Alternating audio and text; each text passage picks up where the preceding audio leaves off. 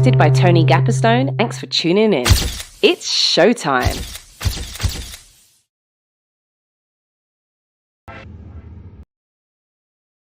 It certainly is. It certainly is. I'm trying to get on. My button was like stalled. Hello, everybody. Welcome to the 204th episode of the BraveMaker podcast and live show. My name is Tony Gapperstone, and I am a Caucasian man wearing a white shirt with some yellow glasses in my BraveMaker studio in pink and green faux and some striped walls. My pronouns are he, him, his, and I'm a filmmaker in Redwood City, California. I act, I write, I direct, and I love getting to do this BraveMaker work every single week. I get to talk to an actor, a writer, a director, some sort of creative person. And this week, I get to talk to someone I just met at the CineQuest Film Festival. I have a short film called The Crossing Guard there, Sunday the 27th and Tuesday the 29th of August. If you want to come out to Mountain View show place Icon Theater, I will be there. But today, we have feature film actor from Fallen Drive, Philip Andre, and I like to say your name very Italian, Botello. I don't know. Is it? What is your last name? Yeah, Botello. Botello. Botello. That's good, man. That's good to be here. I'm so excited to be here. Yeah, dude. Welcome. Why don't you go ahead and introduce yourself? Give your visual description for everybody. Yes. Hi, my name is Philip Andre Botello. I'm here with the film Fallen Drive. I'm a he, him. I'm wearing the brightest, loudest shirt that you've ever seen. It's like yellow, pink, brown. I'm in a plain backdrop room, so there's just a gray backdrop behind me. If you're listening to my voice and you're saying, what does this guy look like? Just imagine a less attractive Bruno Mars or maybe a beat-up John Legend. And that's what I am. I look ethnically ambiguous, and yeah, I'm here to. I'm excited to be here. That is great. I love that. You do have a little Bruno Mars, John Legend vibe. That's great. Those are the guys that I would get a lot if I was driving or walking. People would stop me and sometimes say him, and a lot of times Don Lemon, on the newscaster CNN.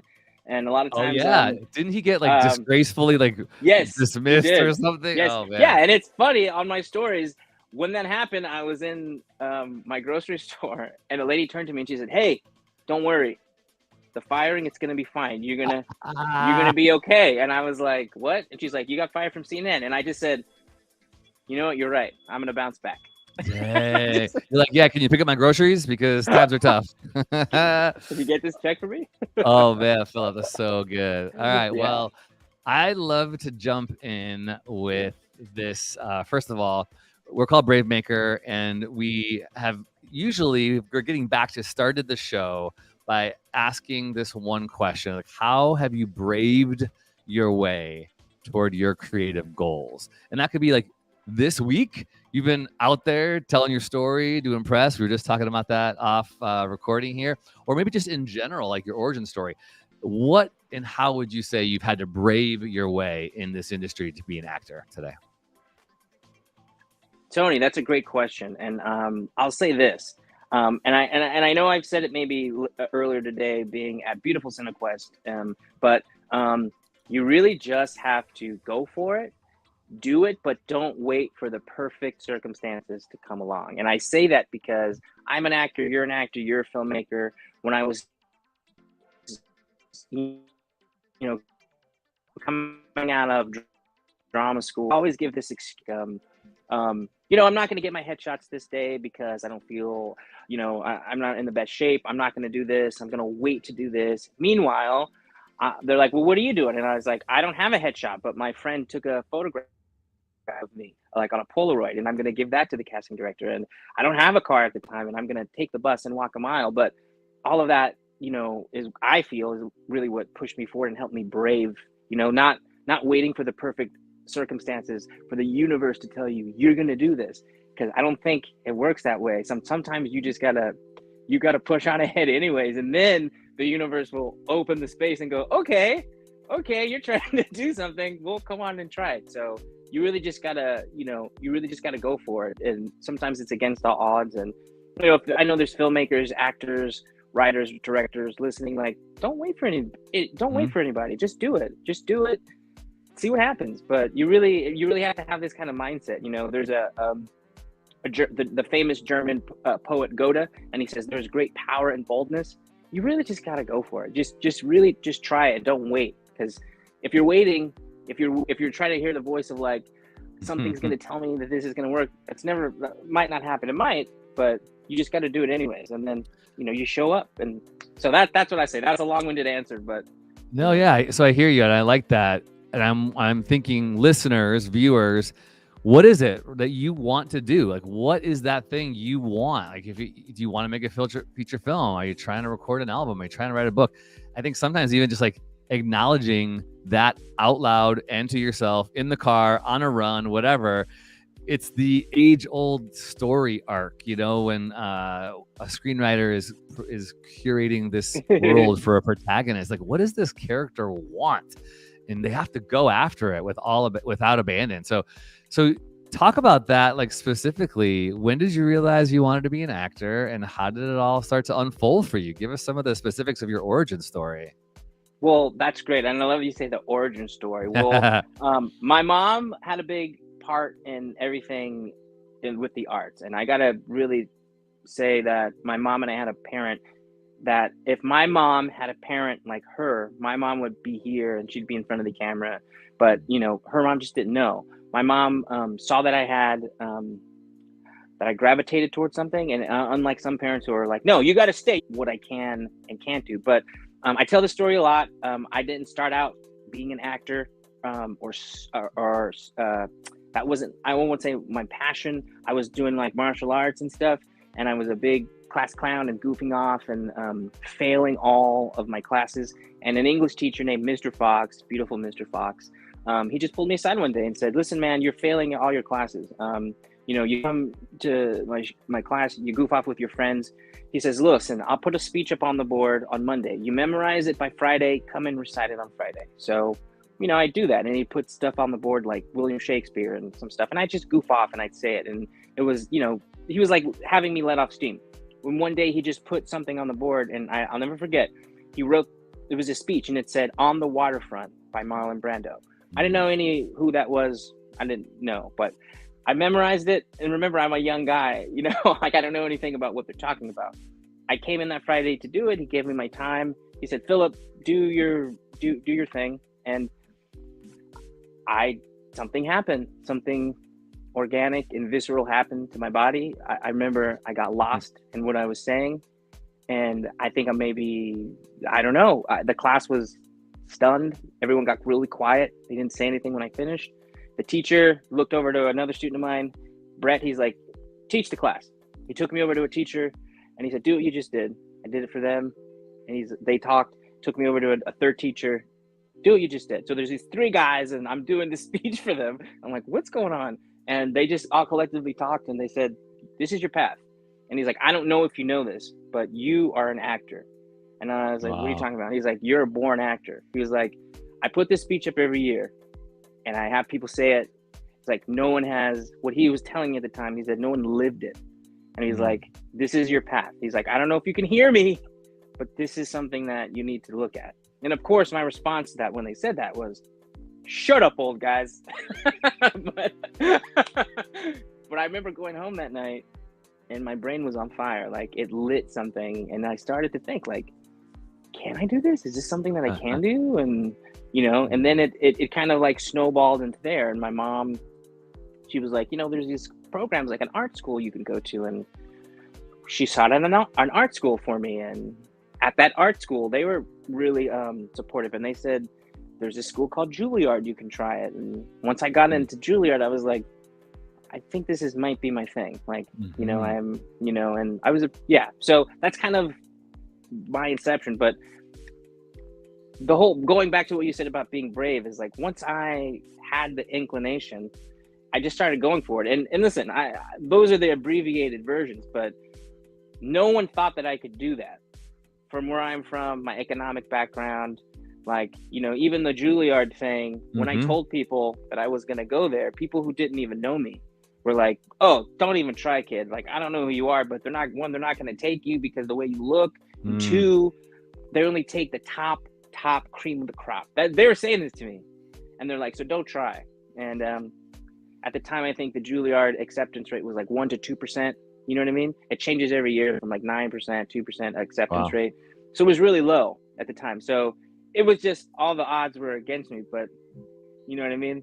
Broke through it, braved your way. Yeah, I'm not gonna wait for anybody to do it, Yeah. and I braved it. Even some of my teachers in that program, they wouldn't write me recommendation letters because I wouldn't show up to do after school projects because I was working on my auditions for Juilliard, and I was like, I'm trying to get out of this place, and they wouldn't co-sign. They're like, well, we don't know if we can write you a recommendation letter, and I just remember being like, I don't need your recommendation letter. I'm gonna get.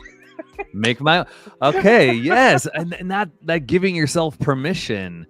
And I don't know, I feel as if so much of this industry, or maybe just even life, like the forces are always seeming to be pushing us away, pushing us down, pushing us farther from the things we want. I don't know if that's just kind of like Murphy's Law, where it's like, I know I want something and I go after it, and then everything starts to crumble, you know?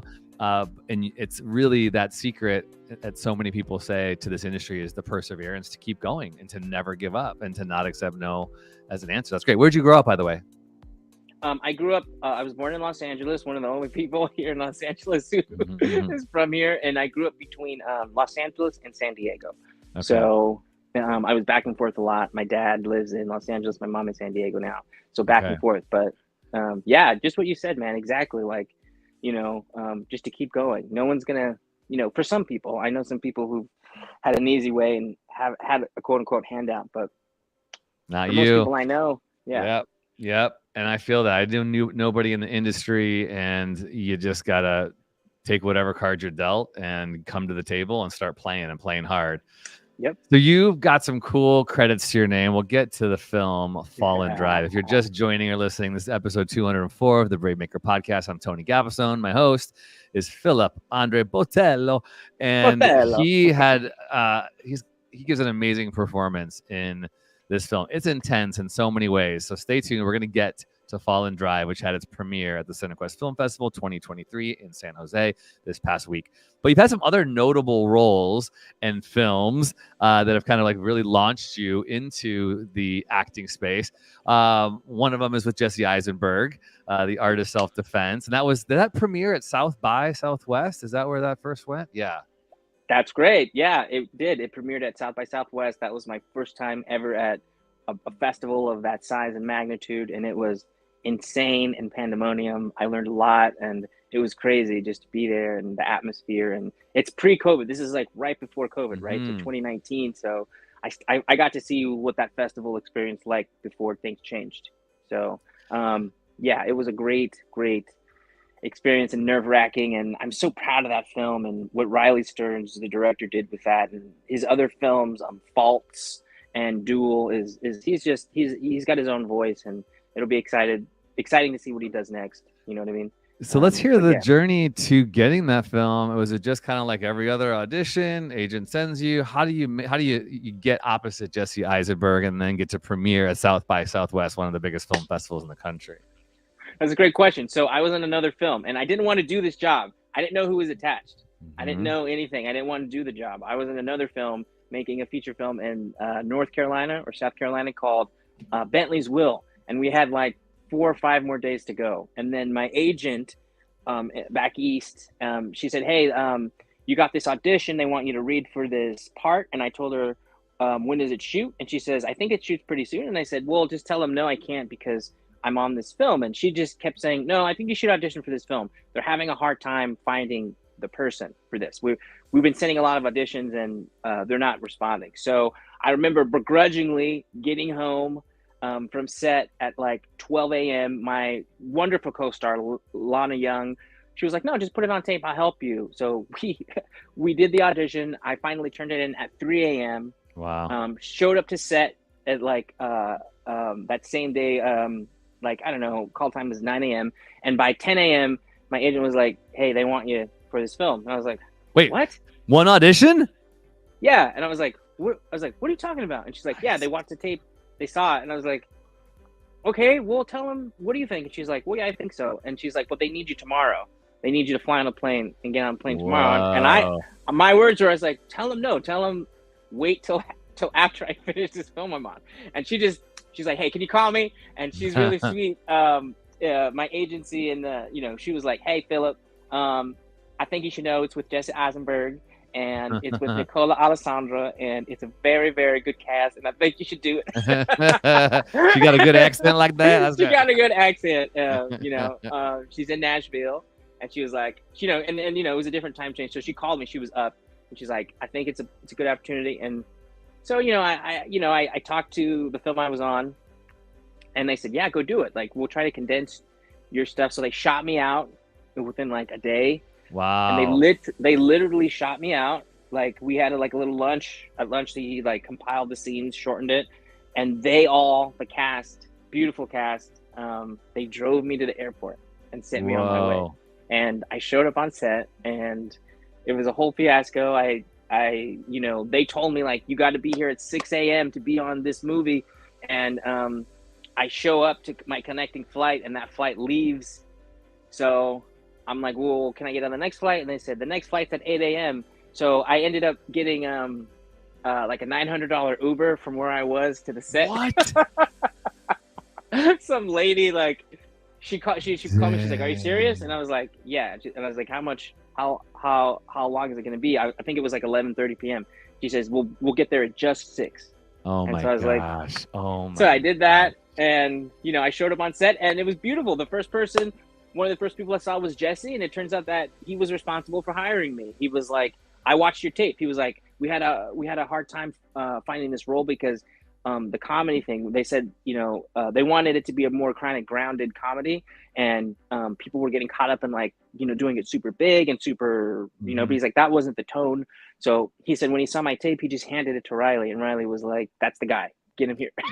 so yeah, I pulled up in a gi, and they didn't even know I knew martial arts.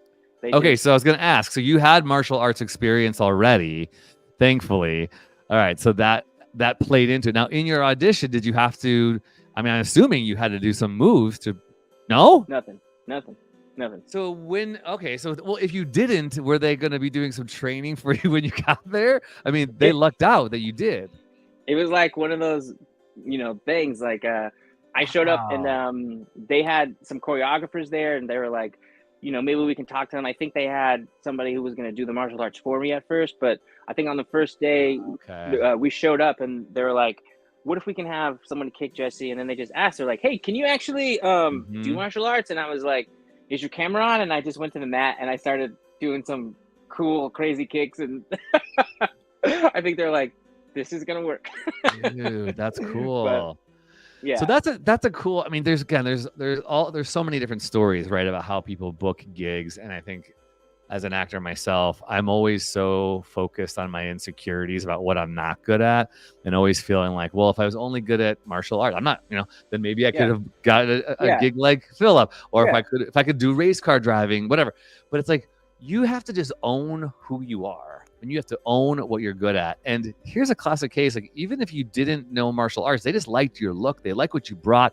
They like that you got the tone of the character, and that's what booked you the gig. And they were willing to teach you or to throw a stunt person in. That's cool, right? That's a cool part of this industry that we never know could end up being something that gets us something. You never know. Well, and I'm so glad you brought that up, Tony, because this is, in my experience doing these many movies, this is what I always tell people.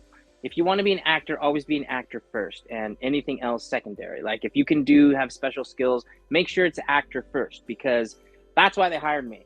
They saw the tape, I wasn't doing moves. It was just, here, and they're like, the rest we can work out. And that's what I tell people, because the medium is film. So I'm going to quote Michael Caine, right? And Michael Caine, he says the same thing. He's like, sometimes I'm working with a filmmaker, and they'll say, for this scene, we want a butcher. So we'll get a real butcher, because it'll be authentic, it'll be real. The problem is we're shooting a film. So when you put that real butcher on camera, it just looks like a bad actor. Doesn't matter if they're really doing it. Now, on the opposite, you get a good actor, doesn't know anything about butchering or how to cut meat. You put him on the camera, and for whatever reason, he makes you believe that he's a butcher. And that's called acting, my friend. So the medium is acting. So I always say to people, like, acting first, and the other stuff is the other stuff. Like, so for the art of self-defense, I did a lot of my own martial arts, but they just were like, we just want to hire you as the actor. So It's great. the other stuff was good. So yeah, acting first. Like, Beautiful. always use actors. Always use actors. I'm telling you, it's the Yeah. medium. It's gonna save you in the end. So Yeah. So there's that stereotypical acting advice, like don't lie on your resume. You shouldn't lie. If you can't ride a horse, don't lie. But if you're willing to learn, or you can be trained, then make that known. So I went out for a gig once. I went out for a gig one time, and I don't play football. I am horrible at all team sports. I like surfing and snowboarding and biking. I like where it's just me and nobody needs to depend on me to pass them a ball or anything, right? So I was going out for this gig, and it was for flag football. I'm like, I could probably play flag football. Like, yeah, like this is fine. And I went out for it, and the cast leader said, no, he didn't ask me, can I play? He said, have you played before? I was like, I was like, well, I can act like I can play anything, is what I said. Yeah, I can act like I can play. And I booked the gig. And I fumbled through that gig, but didn't matter because they wanted somebody who wasn't like amazing. They just wanted a character who looked like me, and it worked out in my favor. And that's so you said two things, which is great. And this is great because usually when you're watching a movie, like what you said, we're watching a struggle of someone trying to perfect their craft. It's not like we never usually see the guy who's already like 100%. So that's why with the fight choreographer, they told me like it's better for actors to learn fight choreography than like super trained martial artists, because when you put them on camera, their technique is too good, and it looks you just don't believe it because they're too good. And they're like, that's why the fight choreographer is telling me, she's like, I'd rather watch Tom Hardy do a fight scene because everything feels real, even if it's technically sloppy, but you just feel something. So just what you're saying, actors first, acting first. Yeah. The other stuff you can learn and teach you, but for whatever reason, it's harder to do the opposite. It's harder to get a real football player on camera, and anytime you got to go to their face, the director's like, I don't know why this isn't working, or I'm not getting, I just don't know, and so same thing. And the last thing I'll say about this, everyone loves The Mandalorian, and Jon Favreau, same thing. He was shooting The Mandalorian with all of his people. They didn't have actors. They just used the crew and the cameramen to put on the suits. So they're watching the footage and they're just like, we don't understand what's going on. I don't know. And he was like, we're going to have to cancel the show. Someone goes, why don't we just hire actors just to even put this on the suits, even though we're not going to see their face? It changed. You have to hire. The medium is film. So acting first, So, and he said that's what it was. Once we put an actor in it, the scene came to life. So, yeah. So great. I will. Yeah. So that's everything else you learn. And by the way, I did do a film where they said, "Can you ride a horse?" And I was waiting for that. and I didn't know. But they said two things. Shout out to that film. It's called The Night They Came Home. It's a Western film. I told them yes. Oh my gosh. And how did it go? Swimmingly. They had this guy, this trainer. They said, "Can you ride a horse?" And I said, "Yes, and yes, I can." And I got there, and there was a guy that was like, "I'm going to get you familiar on the horse." And I just really focused on that and try to make it as believable as possible. So, but had you never been on a horse before, though? Had you never, ever been on a horse? Never. Never? Okay. All right. So take some risks. Sometimes they pay off, but sometimes they don't. I've definitely heard stories of people who have said and lied, and it has not worked in their favor. In fact, I did book an actress one time who told me she was really comfortable with medical language and had done industrial medical pieces before. In the audition, she was all right, and we liked her look, and we felt, okay, she's gonna be able to nail all this stuff. But on set, it was really, she could not get through it. She didn't memorize it, and we had to fire her and reshoot a whole other day, which cost us a lot of money, right? So sometimes it's like, ooh, you could really cost not only money for other people, but for yourself, like future jobs, because you won't get hired. But anyways, if you're confident enough to make it work, then make it work. I have this like insane, like it's unfounded like confidence, and I'm just like, if I show up and I'm ready and I'm prepared, whatever that means, like I think I could do it, but that's always but that's if that's a certain requirement, I'd say, tread lightly. Just kind of talk to, maybe pull the director. Look, man, how good do you need me to be? That's right. That's right. Well, with that, I want to talk more acting stuff. Yeah. And by the way, BraveMaker, we shout out and we stand with the WGA, with the Screen Actors Guild, as all of you fight for fair wages and fair contracts. We are standing with you and believe you deserve the final outcome that works in your favor. I was out at Netflix with my fellow BraveMaker Amrit at the strike this past week. Oh, cool. And That's it awesome. continues. Yeah, it continues to go. And I am just shouting you all out. Keep going. I know for the writers, it's been over 110 days now, and actors since July 13th. So hang in there, everybody. So while actors are waiting for their next gig, I'd love to just kind of hear, and we'll get into Fall and Drive with this. I'd love to hear just some of your process. Do you find yourself preparing in similar ways? Do you have routines? Do you like to do your research? You had a very intense role for Fall and Drive, and I'm not going to give too much away, but it's kind of got a little bit of a revenge piece right to it. Yeah, you had to go to some dark places, but I did laugh a little bit, just so you know. Thank you. As did other people. But dude, you were really phenomenal. You really commanded. I'm not just saying that, honestly. Yeah, it's beautifully shot as well. And Nick, the director, who also was in the film, was great. I think the whole cast it was all believable. Like the acting, cinematography, really well done. But talk to me about your preparation. Let's start specifically for this role, and then we'll talk kind of generally how you get into character and just kind of actor tips and tricks for the trade. Reese was your character, right? Reese was my character. The first thing, so you saw the lead, Jackie Jandrell, who is a phenomenal actor. Amazing. Yes, we've she was done great. A lot of stuff, and they were looking for somebody to play this person. And I've worked with Jackie amazing times, and this is a part of also what helps you as an actor, and also preparing for a role. And I'm going to get to that, but I knew that once Jackie got the role, we were great, not just because it's just us, but she's just a great, phenomenal actor. Did you recommend her to Nick? Yeah, she's my buddy. Yeah, I love that. Looking out for your fellow actor friend, getting her a gig. That's huge. Yeah, and and the good thing is when you're working with somebody like that, not just because we've done other films, but that she's going to take it 100% serious.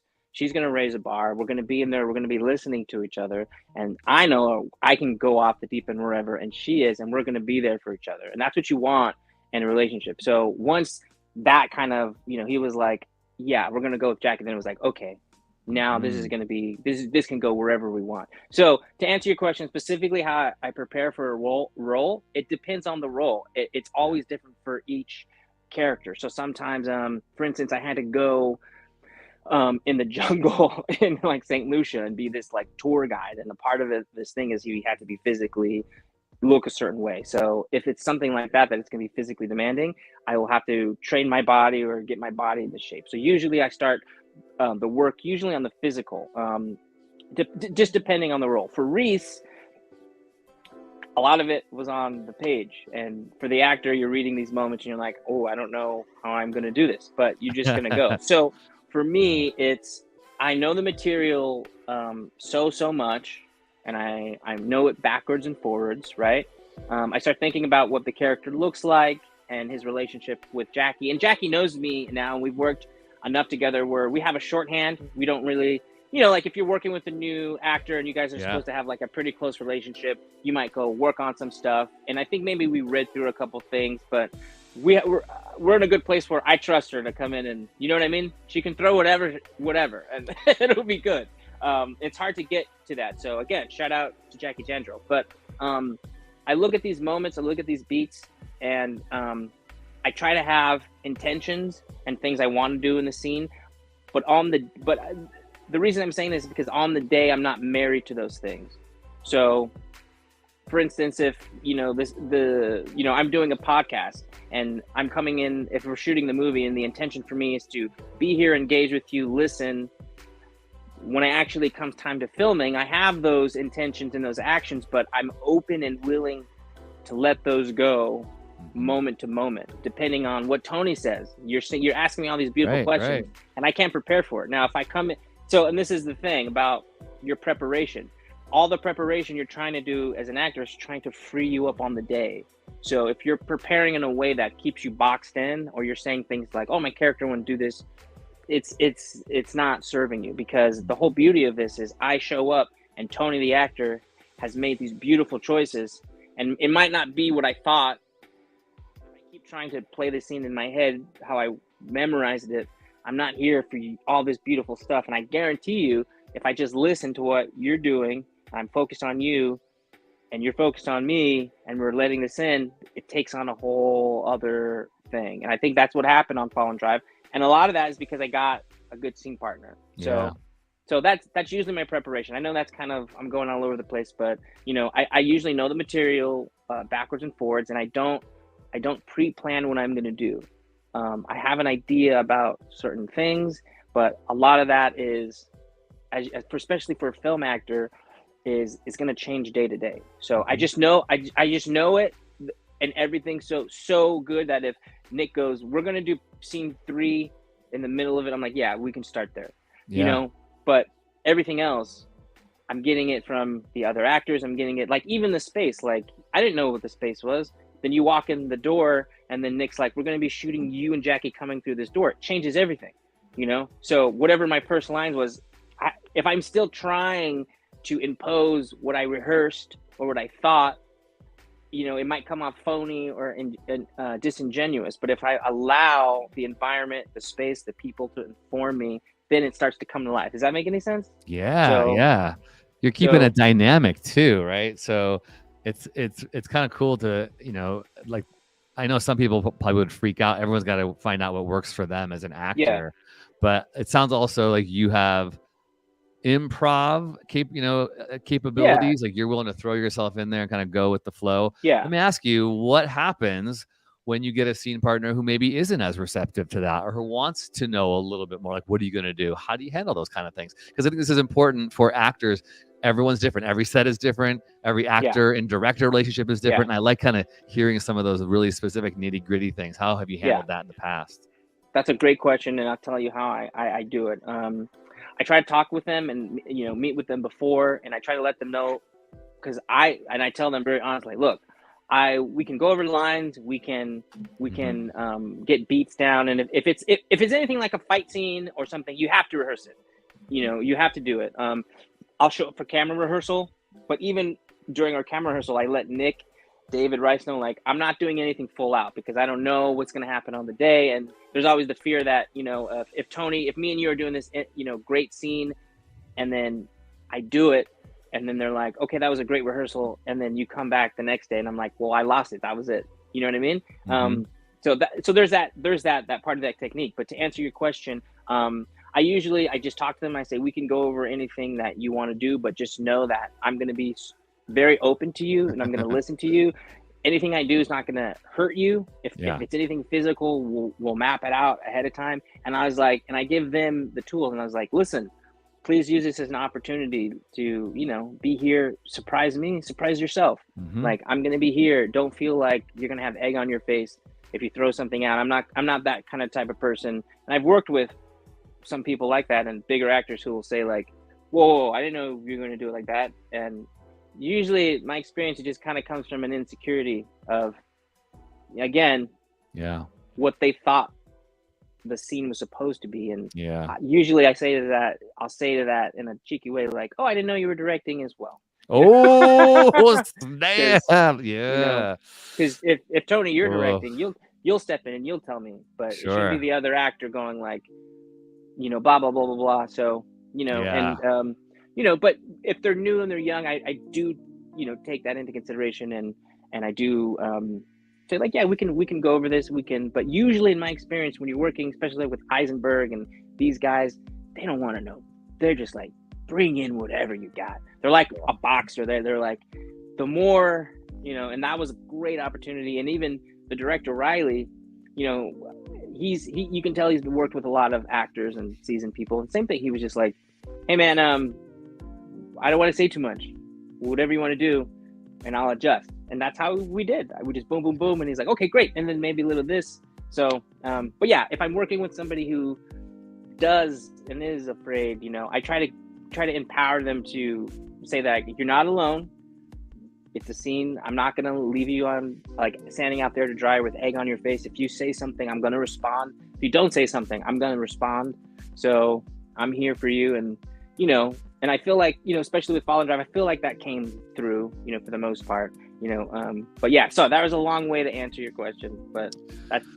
Yeah. It makes me think too about just being in human conversation with people. Sometimes what we do is we're listening to someone, but we're really formulating what we're going to say next, right? And so I'm trying to get something really clever and to either put you in your place or to maybe add on to it to make you laugh, as opposed to just being present and listening.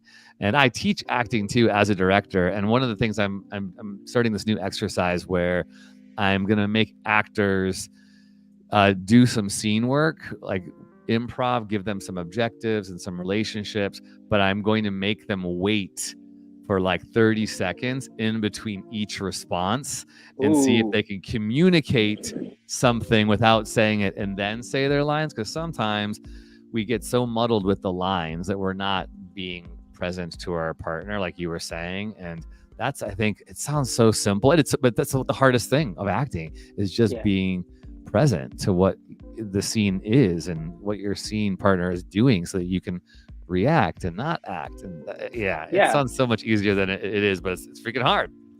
It's hard. And the problem is we have these like savants and virtuosos like Denzel Washington and like Marlon Brando, Meryl Streep, Jessica Chastain. They're G's of acting. They're awesome. Yeah. They make it look so easy, and then when you're in there, you're like, oh man, this is difficult. So it's hard to be as good and natural, and at the end of the day, you're trying to be believable as this character, and the more grounded, the more human, whatever it is you're doing, we'll lean in and go like, I don't agree with this or what you're doing, but I can understand.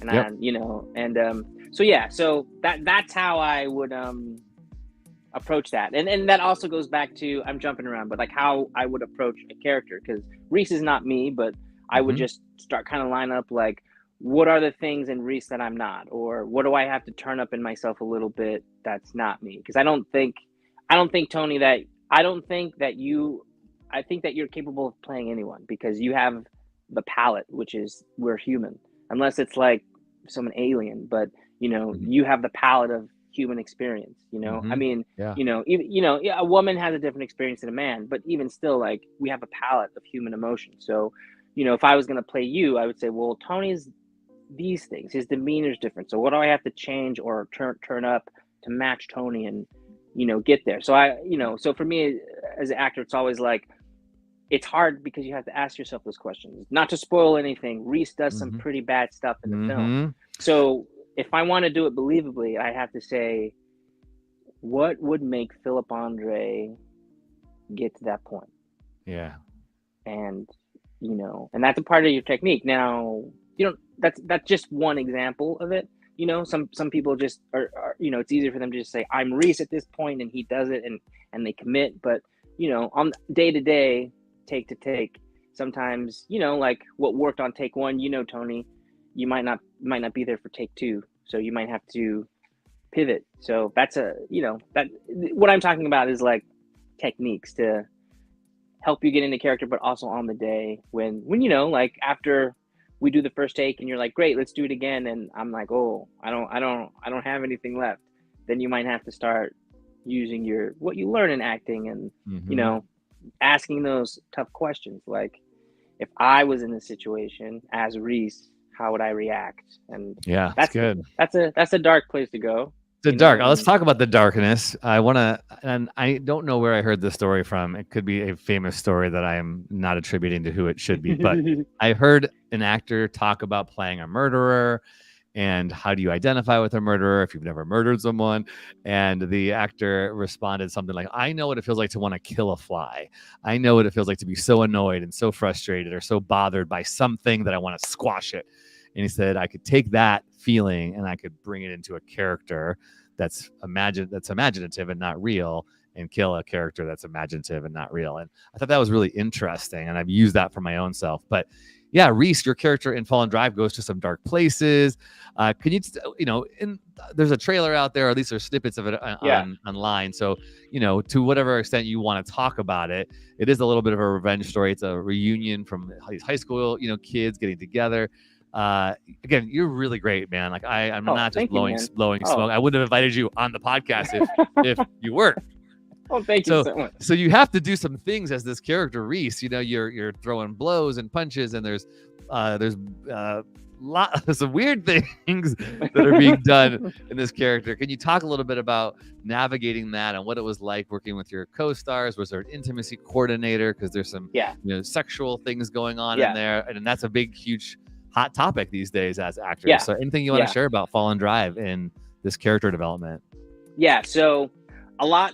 What I'm finding, and this is also, for yourself, Tony, other actors, you'll find is like, so I don't, like I was saying with my process, I know the material backwards and forwards, and I have an idea about what I want to get in the scene, but that'll change when I'm in the scene with the actor and on the day. And I will say this, thinking about something that you're going to do and then actually doing it in real time has an effect on you. And it might not be the effect that you're wanting for the character. But I try to be open to those responses, and I'm trying to say things without giving things away. So I can just try to give an example. Like if you're going into the scene and you read it on the page that today you're going to go and you're going to punch the wall, right? And you're like, okay, I think I have an idea how this might go. And, you're like, okay, so I'm going to get in there and do it. But when it comes time to do it and you actually do it, now you're getting a physical response, and hopefully wherever it takes you, the camera's rolling and you're open to it, because it might not be what you wanted as the actor, or maybe you think maybe this is not right for the character. But in my experience, like 90%, that those are the takes that they're using. It's the takes when people go, that wasn't right, or I did too much, or I did this, and they're like, okay, and that's in the trailer and that's in the film. But to talk about the darkness, it can be hard to, when you're trying to do something believable, put yourself through these imaginary circumstances, and you're trying to make it real as possible. And there can be residual effects. You go home and you feel like there's weight on you, and it can be hard to shed. But also, in my process, that could be me as being not a seasoned actor, because in acting there's something called the what if, the magic what if, and we know that as in filmmakers, you don't have to be going through something exactly because it might look like you are. And I'll just be quick with this, right? So there's this actor, he's doing this performance and he has a gun to his head, and everyone is saying like, oh my gosh, what you were experiencing was so real, how did you get into that mind frame? I believed it. And he goes, it was hard for me, but I got into the shower one day and it was really cold. And so I recreated that. And so when he put it, he just thought about a cold shower. So he's not actually feeling exactly what's going on, but it looks to us like it is. Does that make any sense? Yeah, totally. Yeah, so, you're finding ways that your psyche can connect, in front of the camera with things that are real in the real world, right? Yeah, and it has no bearing on you as the actor. Like, if you're reading the story and you might say like, well, I've never hurt somebody, so I don't know what it's like, but I've maybe wanted to, or even let's say less, like, I wanted to beat somebody in a race and I got really competitive, and you're like, oh, well, what is that? And then you tap into that. And so some guy might say like, Tony, in the scene, you look like you wanted to punch this guy. What were you thinking? And you're like, well, me as for the actor, I had this race I did when I was 3 or 4, and I was so competitive. But we as the audience don't know that. Right. Exactly. So those are just techniques that you can do to, help you, save your mental ability, but also you'll find that it might work better. You don't know. You know what I mean? Like, it could aliven the scene. Like if you sometimes walk into the scene and, you say to yourself like, well, I have the secret, or I know what's going on in the house, changes things, and people will go, what's going on with you? And changes things, you know what I mean? So these are all techniques that can help you as the actor, especially if if you're approaching it and you're giving everything and you're trying to be in this circumstance and you got nothing, then you can start to go, okay, well, what else can I help myself do? But yeah, it can be tough and mentally draining, and you have to shed that. And I'm learning, I think I talked about it earlier, about, to give myself the compression time to do it. I know a lot of actors can go in and come out, and I thought that I was that, so savvy, but yeah, it takes me a little time to kind of dissipate that. So, for sometimes people, they're on set, they have drinks, they go out. It's hard for me to do that. Especially if you're playing someone like Reese, and your friend's like, what's going on, man? Why are you all agitated? Why, So I've had those phone calls, like after doing a scene, and then someone's like, call me, and I'm on the phone with them, and they're like, you're coming at me really tough, bro. Like, I'm in character, brah. Yeah. Back off. So, like, what's going on? One of our last questions comes from our producer, Jessica, for this segment.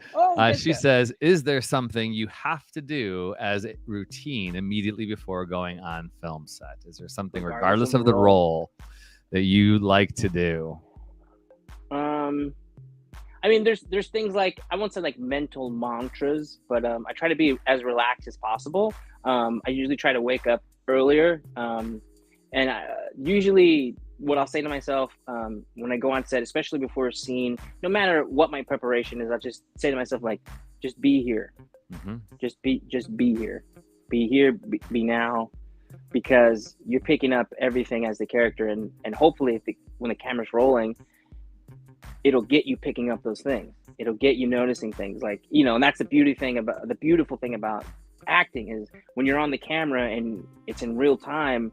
If you come into the scene and we're doing it, and I notice now you have something in your pocket, I didn't notice, and I'm looking at that and I go, oh, what is that? The camera picks it up, and to give yourself the freedom to catch that, because you might say when you go back after the take, I didn't want to do that, but then the editor's like, I don't know what's happening here, but it's juicy. You know what I mean? So that's something, not like a mantra, but something right before a scene, right before as I'm walking to set, I'm just be here. Whatever the work I've done, be here, because I guarantee you, if you're there, usually it'll change it. But it's cool. always in a better way. You know what I mean? Love always that. in a better way. Yeah. So I think every actor's got to figure out what they do, but having something that you do every time that gets you to that place is great. I have a friend who always says, what would my character eat for breakfast? And he chooses a different breakfast for every role. I'm like, I love that. And nobody knows. The director's not going to know. Your acting partner's not going to know, but you do it for you. And that's going to be what you need to bring that character to life. So great. Philip Andre Botello, thank you so much for being on the show with us. We're not done. We're not done with you yet. Right. So we want to hear your favorite thing of the week. Brave Faves. TV shows, films, books, songs, technology, clothing, podcast, food, and more. These are a few of our favorite people, places, and things. Brave Faves. All right, my favorite thing of the week is this show called Claim to Fame. It is not the most life-changing show you're ever going to watch, but it's a reality show. I watch it on, oh gosh, now I can't remember what I watched it. Maybe Hulu? But it's hosted by the Jonas Brothers, two of them. One is called Frankie. He's the lesser known, the non-singer one. And the other one is, I can't even remember which Jonas. I feel bad. I got to look that up right now. But it is really fun. It's all about finding the celebrity relatives of their lesser known siblings or family members. It's really, really fun and cheesy, but my family and I love it. So that is my Brave fave for the week. It's called Claim to Fame, and it's in season 2. And you might have heard about it because episode 1 of season 2 had Tom Hanks' niece, and she had like a fit when she got voted out first. So it's kind of funny and like Big Brother kind of thing. It's ridiculous, but it's kind of like cotton candy, for the soul kind of thing. So Claim to Fame. Claim to Fame? Oh man, that sounds awesome. Yeah. Wow, that's a great pick. Oh wow, that's so good. I was just gonna say, I can't follow that up, Tony. Jeez. Mine is gonna be this movie called Drive Me Home. It's a Japanese film, and a Japanese director. I accidentally kind of stumbled on it I was hearing all this buzz about it, but it's a beautiful story. My favorite kind of movies to watch are movies when we really don't know anything about it, and what you're watching seems one way, and like an onion, it's being peeled back and it comes something else. So I really would recommend it. I won't say too much about it. It's just about a theater director going to direct a play, and he's mourning the loss of his wife. But oh man, from performances, filmmaking, editing, I couldn't stop watching this film, and I was so intrigued, and I found myself like leaning forward and going, and it's just, these are the kind of moments in movies that I wish I was a part of. And whenever I see something like that, I have this myriad of reactions. Like, I'm so happy, but also I'm like bummed, like, why wasn't I in that? And why do this film? But it's great. It's called Drive Me Home, and I think it's phenomenal. You should check it out. I have heard of this. I think I heard a podcast with one of the crew members on it. That's really cool. Right on. Awesome. It's phenomenal. Yeah. Okay, well, hang in there. Don't go away, Philip. Everybody else, thank you so much for listening to episode 204 with Philip Andre Botello. You can follow him on Instagram at his name, Philip Andre Botello. And if you are a fan of film and acting and screenwriting, and you want to support what BraveMaker is doing, you can do that from your phone. We're a nonprofit. Just text the word BraveMaker to 44321. That's BraveMaker to 44321. And your support helps us pay our editors, helps us pay for our streaming platform and all the things that we need to do to put this show on. Over 200 episodes. We had Shelley Dennis, screenwriter from The Conners, on last week. 2 weeks ago, we had Yolanda T. Cochran, who's on Issa Rae's season 5 of Project Greenlight, also a producer of The Book of Eli, worked with Denzel Washington.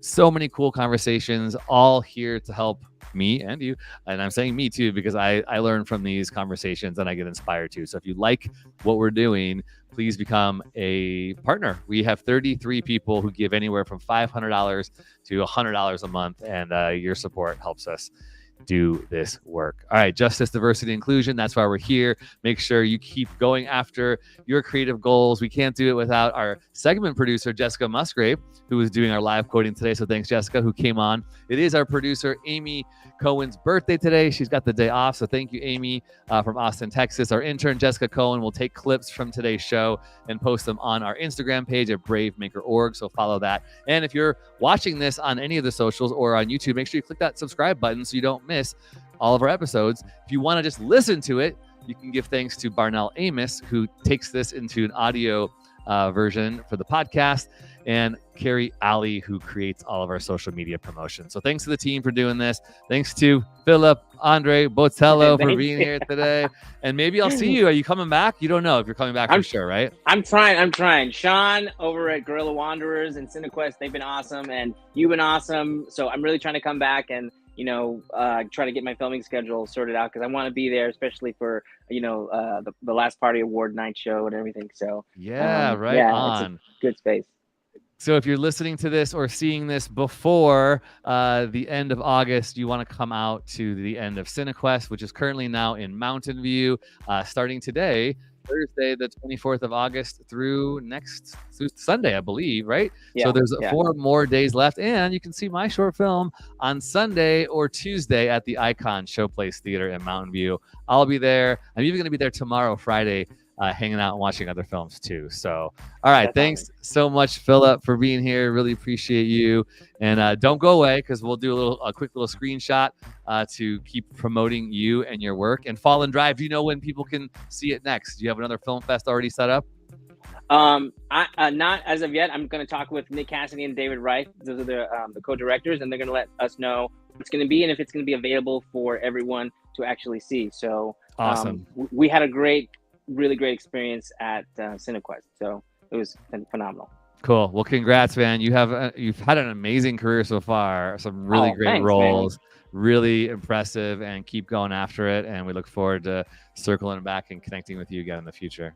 Awesome. Thank you for having me on the show, man. And you're such a cool guy, and Sean's a cool guy. Thanks for introducing Sean us. McCarthy from Guerrilla Wanderers. Shout outs. All right, everybody. All right. Thanks so much. Brave stories change the world, and you are the story, everybody. See you later.